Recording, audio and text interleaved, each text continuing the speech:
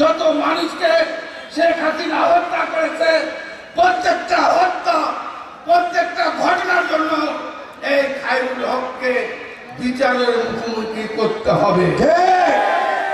এই খায়রুল হক বাংলাদেশের মানুষের রাজনীতি, বাংলাদেশের মানুষের ভোটের অধিকার, বাংলাদেশের মানুষের কথা বলার অধিকার, বাংলাদেশের গণতন্ত্র, বাংলাদেশের তত্ত্বাবধায়ক সরকার, যে তত্ত্বাবধায়ক সরকার বিএনপি বাংলাদেশের মানুষের ভোটের অধিকার স্থাপন করেছিল, মানুষের ভোটের অধিকার দিয়েছিল, সেই তত্ত্বাবধায়ক সরকারের আইন এক কলমের সিগনেচারে এই খায়রুল হক সাহেব বাতিল করেছিলেন।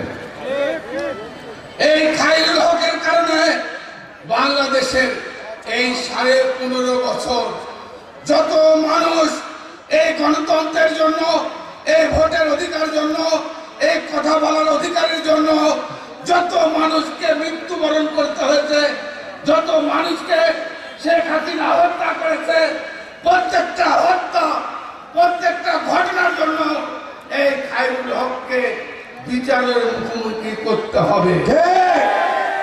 আজকের এই সমাবেশের মাধ্যমে অন্তর্বর্তী সরকারের কাছে আমাদের দাবি, এই খায়রুল হক সাহেব আজকে একজন খুনি, একজন গণতন্ত্র হত্যাকারী। এই গণতন্ত্র হত্যাকারীর জন্য এই খুনির বিরুদ্ধে আইনগত ব্যবস্থা করে এই খায়রুল হককে অতি সত্বর গ্রেফতার করে তাকে কারাগারে প্রেরণ করে বিচারের মুখোমুখি করতে হবে।